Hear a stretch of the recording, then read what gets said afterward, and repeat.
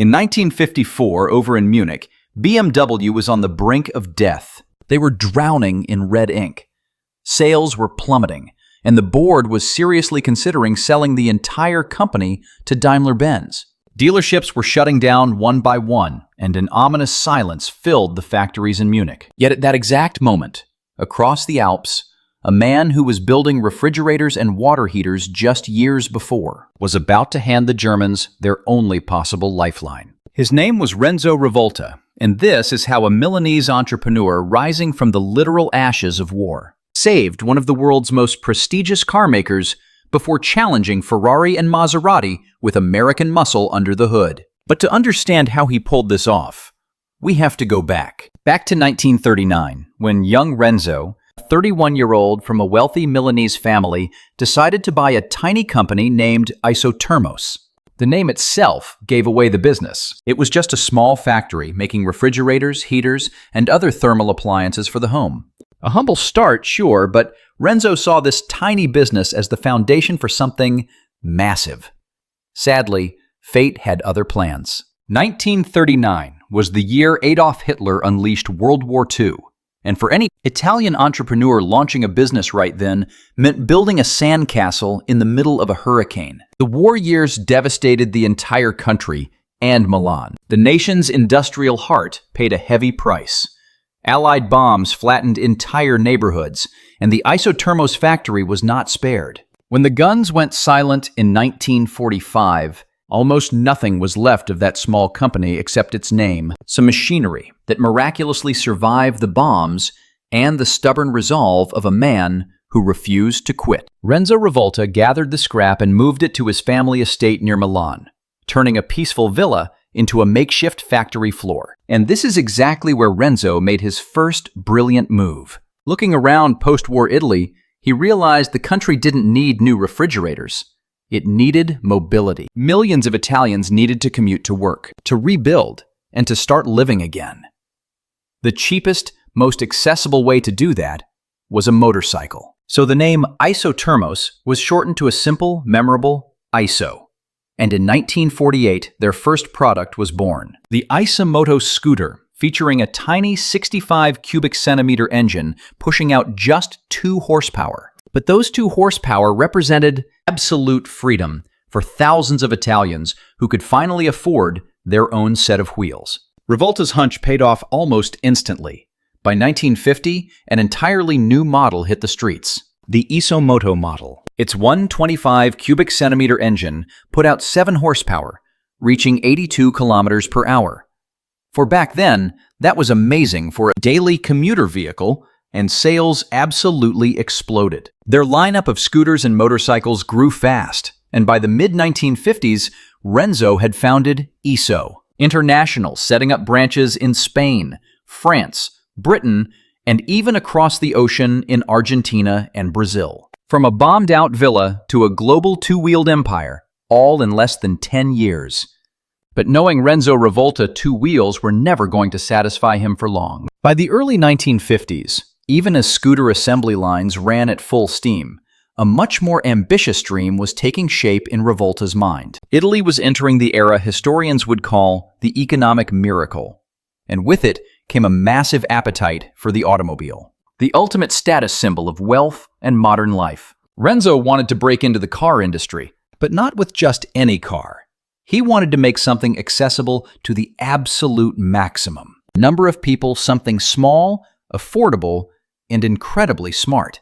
To pull this off, he recruited one of the era's most brilliant engineers, Ermenegildo Preti, who had cut his teeth in aviation and brought a design approach completely different from traditional car manufacturers. When Rivolta's bold vision teamed up with Preti's pure engineering genius, they built something completely revolutionary. A tiny car, just 2.29 meters long, with a front door that swung open with the steering column powered by a 236 cubic centimeter motorcycle engine pushing 9 horsepower.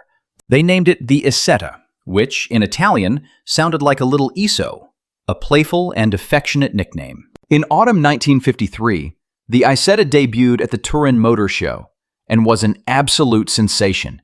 Journalists loved it. The public was charmed by its bubbly, rounded shape and that highly unique front door. It looked like a massive commercial hit. But this is where the story takes a massive turn, one that would change the fate of not just Iso, but of an entire German automaker that was on the verge of vanishing from the earth. Italians didn't want it. Sounds crazy, but that is exactly what happened. The Isetta, that little marvel that wowed journalists in Turin, was met with an almost insulting cold shoulder in Italian dealerships. Mid-century Italians riding the post-war economic boom dreamed of the Fiat 600. They wanted real cars, with 4 wheels, 4 seats, and a proper trunk. A tiny microcar with a front door and a motorcycle engine did not match the image of progress and status that Italians desperately craved after the devastation of World War II. Sales were so bad that by 1955, after only 1,000 cars were built, the new Iso division was forced to kill off the Isetta entirely. For Renzo Rivolta, who had poured massive resources into building that entire factory, it was a crushing blow. But Rivolta was simply not the kind of man to let failure stop him. If Italians didn't want his creation, he knew someone else surely would. So in 1954, before the assembly line even stopped, Rivolta began selling the Isetta's manufacturing licenses to foreign automakers. It was a decision born of desperation, but it would become one of the most visionary moves in European automotive history. Among the various buyers of the license, there was one company in particular facing a situation far worse than Iso. That company was BMW, and the situation over in Munich was catastrophic, to say the least. How could a famous Bavarian brand known for luxury cars and advanced aircraft engines stoop to buying the manufacturing license of an Italian microcar rejected by its own market? The answer lies in post-war Germany.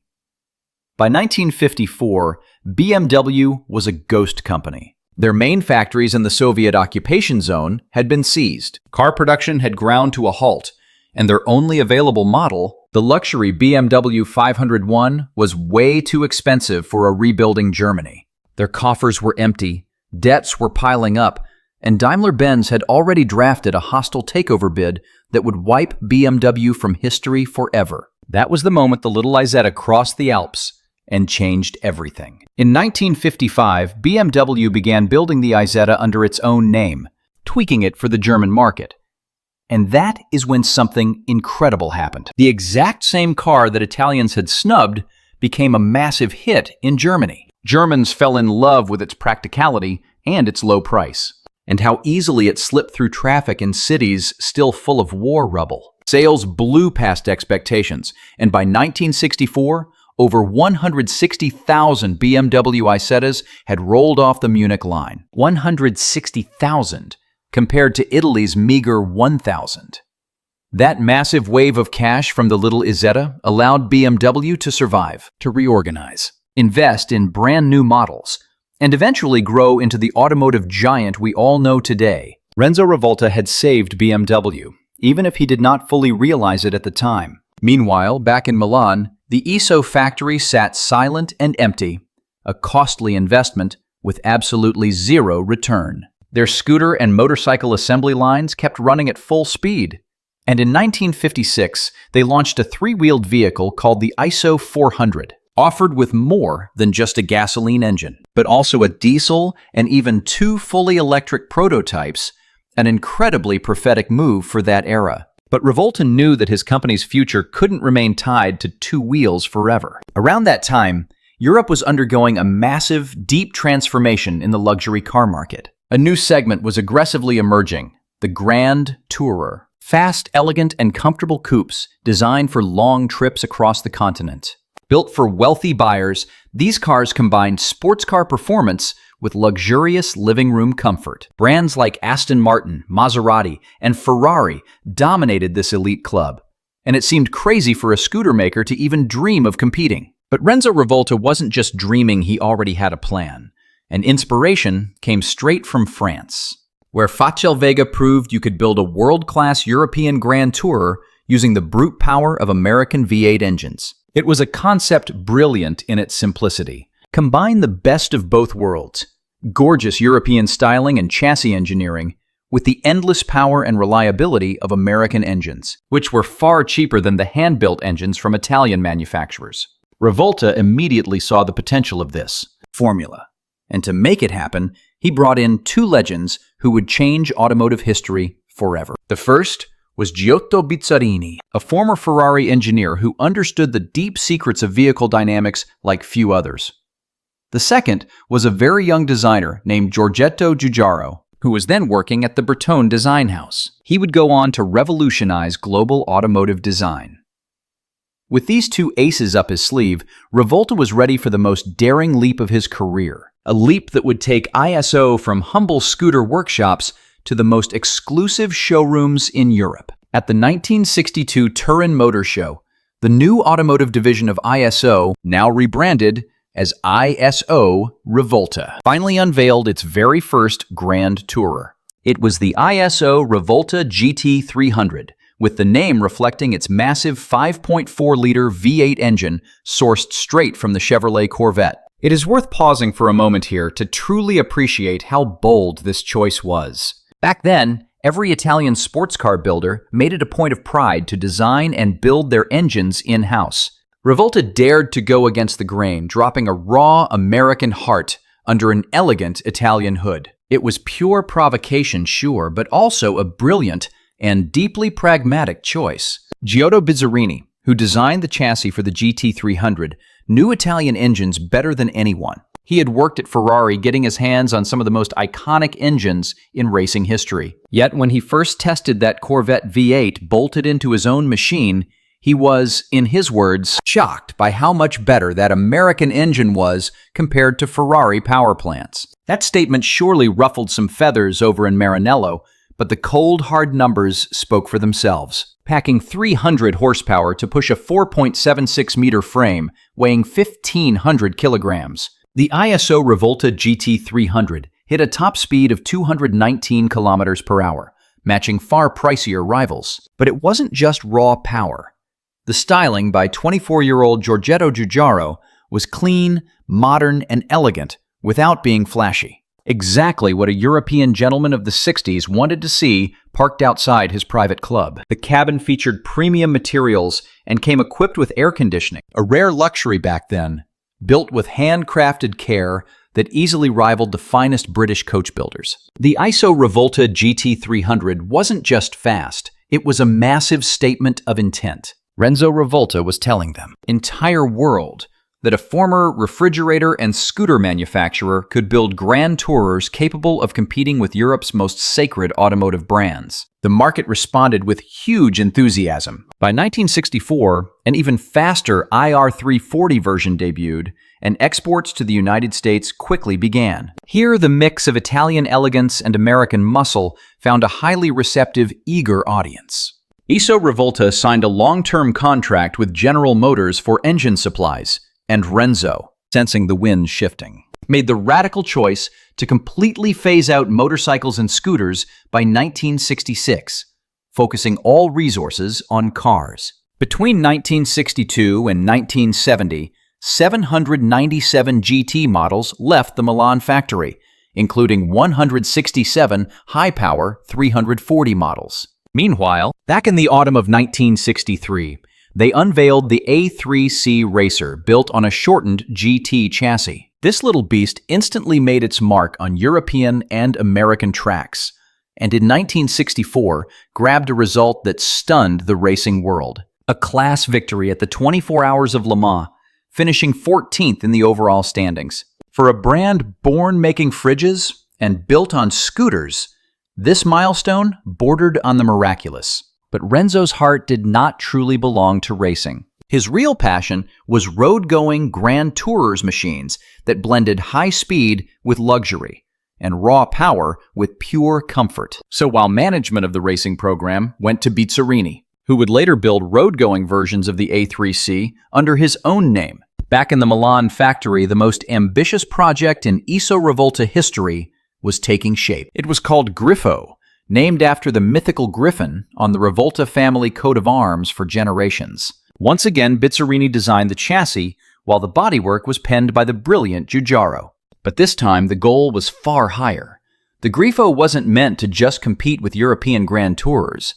It had to crush them all. Unveiled at an exclusive event in August 1965, the Grifo GL debuted, with the L standing for luxury. Iso Rivolta boldly, almost arrogantly marketed this coupe as the single greatest automobile in the world. A bold, perhaps extreme statement, but not entirely without merit. The Grifo was a masterpiece of design, its long, sharp profile slicing the air even when parked, with a cabin dripping in absolute luxury. Under the hood roared the trusty 5.4-liter Corvette V8, delivering performance that fully lived up to the hype. The Grifo had earned its right to sit at the very same table as Aston Martin, Maserati, and Jaguar. Nobody was laughing at the former scooter maker now. For Renzo Rivolta, this was the sweetest moment of his life. His company was respected, his sports cars were highly coveted, and the future looked brighter than ever. But fate, with the cruel irony it so often deals to the best of men, had a devastating blow in store. On August 20th, 1966, just 2 weeks shy of his 58th birthday, Renzo Rivolta was struck down by a sudden heart attack, taken away right at the peak of his career, leaving behind a booming car company and a young son, just 25 years old, who suddenly found himself carrying the weight of an entire automotive empire on his shoulders. The phone rang with the devastating news that no son ever wants to hear. His father was gone, and instantly he was thrust into leading a company building some of Europe's most exclusive luxury sports cars. He wasn't even 30 yet, lacked executive experience, and had to prove to suppliers and the entire world, to clients and to competitors, that the Rivolta name had not died along with Renzo. And to his credit, young Piero did not hesitate for even a single second. His first major move came in 1967, unveiling a vehicle nobody expected from a high-end sports car maker, a sleek four-door luxury sedan, initially dubbed the S4 and later renamed the Iso Rivolta Fidia, honoring Phidias, the legendary sculptor of ancient Greece, who created the massive statue of Zeus at Olympia, one of the 7 wonders of the ancient world. An ambitious name for an equally bold car. Piero wanted to prove a concept that seemed contradictory back then, that a large luxury sedan could also deliver genuine sports car performance. The Fidia was imposing, featuring a body nearly 5 meters long, designed once again by the legendary Giorgetto Giugiaro, who had transitioned from Bertone to Ghia, a design house owned by Alejandro de Tomaso.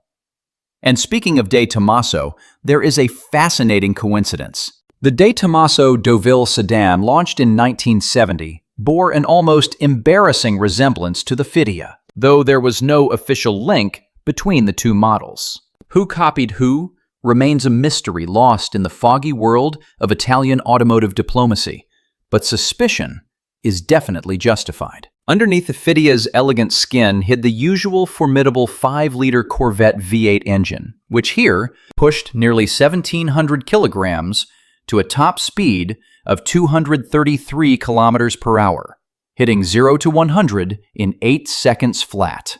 Piero Rivolta had every reason to call his creation the 4 fastest seats in the entire world, because back in 1967, no other production sedan could deliver that kind of performance. Inside, it was a triumph of fine leather wood and rich carpet, complete with air conditioning and soundproofing so thick it totally isolated the cabin from the outside world. And who loved this unique mix of luxury and speed more than anyone? None other than John Lennon, who bought 3 of them. Think about that. The leader of the Beatles, a man who could afford any car on earth, who routinely drove Rolls-Royces, Mercedes, and Ferraris, chose to buy not just 1, not 2, but 3 Iso Rivolta Phidias. If that is not a stamp of quality, then the very concept of quality means nothing. In total, between 1967 and 1973, they built 192 of these sedans. But Piero did not stop with the Fidia. At the same time, he kept developing the Grifo, which until 1968 only came with small block engines, Corvette 5.4-liter V8s with 300 or 350 horsepower. Impressive numbers, sure, but clearly not enough for a young entrepreneur who wanted to push the boundaries even further. So in 1968, the Milan factory rolled out something truly monstrous. The Grifo 7-liter, featuring a Chevy 427 big block, the L71 with 3 double-barrel carburetors. Officially, it made 624 Newton-meters and 435 horsepower. But American automakers back then notoriously underrated their engines, and many experts believed the L71 actually approached nearly 500 horsepower. With a beast like that under the hood, Iso Rivolta claimed a top speed of 300 kilometers per hour for the Grifo 7-liter. 300 kilometers per hour in 1968 from a road car with AC and leather seats. Who else could boast numbers like that in those years? Yet that magnificent engine had a serious flaw. The L71 was a barely tamed racing beast, a power plant that demanded constant attention, frequent adjustments to those 3 carburetors, and maintenance that wealthy ISO owners had absolutely no interest in doing themselves. Because of this, in 1970, Piero introduced the Grifo Can-Am version, packing an even larger big block engine. The 7.4-liter 454 LS5, pushing 395 horsepower and 678 Newton-meters. This engine was less powerful than the L71, but much more reliable and easier to run daily. The 0 to 100 sprint dropped to 5 seconds flat, making it even faster than the previous version. But just as the Grifo reached the peak of its performance, the world around Iso Rivolta was changing for the worse. The market for exclusive Grand Tourers was now packed with fierce competitors. Lamborghini, Maserati, Jensen, Monteverdi, De Tomaso. They were all fighting for the same small pool of wealthy buyers. Sales slowed, profit margins shrank, and Piero found himself forced to build cars strictly to order, demanding upfront deposits from buyers just to fund the assembly of their cars. To make matters worse, their General Motors contract ended, and by 1972, almost all ISO models had to switch to Ford V8 engines, a shift that came with massive engineering and adaptation costs. Dark clouds were gathering over Milan, and the storm about to strike Iso Rivolta had a very specific name: the oil crisis. At the 1969 New York Auto Show, Piero Rivolta unveiled a car born from a pure act of love. Named Lele, short for his wife Rachella, the car was never originally intended to go into full production. Piero simply wanted to gift a unique car to the woman he loved, a 2+2 coupe sharing the GT chassis but wrapped in a new body designed by Marcello Gandini at Bertoni. But when the Lele was unveiled to the American public, the reaction was so overwhelming that Piero chose to build it. They built 285 from 1969 to 74. A modest but significant number for a car born out of pure passion. Yet even the most romantic gesture couldn't hide the harsh reality Iso Rivolta was facing. Piero was a dreamer like his father, and in 1972, he unveiled their most daring and desperate project at the Turin Motor Show. Called the Verado, it was a mid-engine supercar with a 325 horsepower Ford 351 Cleveland V8 behind the cabin. It sat on a tubular space frame chassis, with double wishbone suspension on both of its axles, while the fiberglass body, styled by Ercole Spada of Zagato, showed off an incredibly sharp wedge profile. Standing just 105 centimeters tall and weighing a mere 1,200 kilograms, the Verado promised a 320 kilometers per hour top speed. In 1972, a figure like that was pure science fiction, and the Verado remained a dream on wheels, as Iso Rivolta's accounts were already running completely empty. In a desperate bid to secure funding, Piero threw himself into an even more reckless adventure: Formula One. He partnered with tobacco giant Philip Morris to form the Iso Marlboro team, hoping that the racing exposure and sponsorship cash would breathe new life into the company's dying finances. It was a bold gamble, but a losing one. The venture failed to deliver, and the costs of competing in the World Championship only accelerated their financial bleeding. Then came the killing blow. In October 1973, the Yom Kippur War triggered the first global energy crisis. Arab OPEC nations imposed a strict embargo on all crude oil exports. The price of oil quadrupled in just a few short weeks, and the high-performance luxury car market collapsed completely like a house of cards. Who could actually afford to buy a Grifo with a massive 7-liter engine when gas prices skyrocketed every single day and governments literally banned Sunday driving? For Iso Rivolta, already struggling for years, the oil crisis was the final nail in the coffin. Production stopped forever in 1974, and in total, over its entire lifespan, only 413 Grifos were built. 90 of them with massive American big block engines. Defeated and deeply bitter, Piero Rivolta gathered his family and retreated to a small Tuscan farm, where he began to breed horses. From the raw speed of American V8s to quiet Tuscan pastures, the contrast couldn't be sharper, but Piero was never one to stand still for long. Over the next few years, he entered real estate, moving to Florida in 1980, where he founded a construction company focused on office buildings, retail shopping centers, and luxury homes, finding massive business success. He also launched Rivolta Marine, dedicated to crafting prestigious yachts, and surprisingly discovered a talent for writing, publishing poetry and sci-fi novels that won him a small, incredibly loyal following. Just when it seemed the Rivolta family car chapter was closed forever. In the late 1980s, Iso Rivolta's former sales director approached Piero with a wild proposal: revive the brand. In 1990, the Iso Rivolta Grifo 90 prototype was born, penned by Marcello Gandini and engineered by Giampaolo Dallara on a Corvette chassis with a modified 440 horsepower V8. The plan was to build 200 cars every year. But once again, fate stepped in, leaving the Grifo 90 as a beautiful, melancholic, and completely unique one-off. But the story of Iso Rivolta does not end in failure, because sometimes life writes scripts that no novelist would ever dare to imagine. Piero's daughter Morella married a man named Andrea Zagato, grandson of Ugo Zagato, the founder of the legendary Milanese coach builder. Together with Morella as art director and Andrea as CEO, they revived Zagato and began chasing a shared dream: bringing the Rivolta brand back to life. In 2017, they created the Iso Rivolta Vision GT, a virtual supercar for the game Gran Turismo on PlayStation 4, packing a 997 horsepower V8.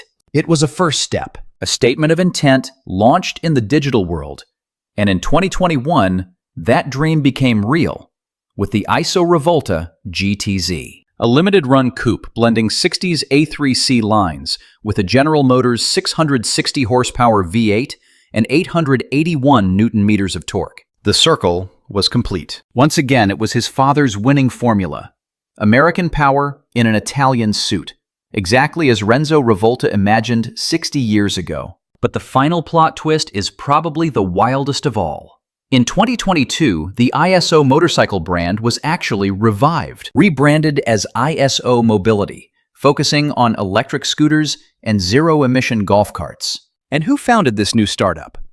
A 33-year-old former pro racer named Ferruccio Lamborghini, direct grandson of the legendary Ferruccio Lamborghini, who back in the 60s was Iso Rivolta's fiercest rival in the Italian sports car market. The grandson of the old enemy, bringing his grandfather's chief rival back to life. If you wrote this in a book, nobody would believe it. If you loved this story, hit that like button. Drop a comment on which car we should feature next. And if you haven't already, subscribe to the channel so you never miss our next crazy automotive stories. Yeah.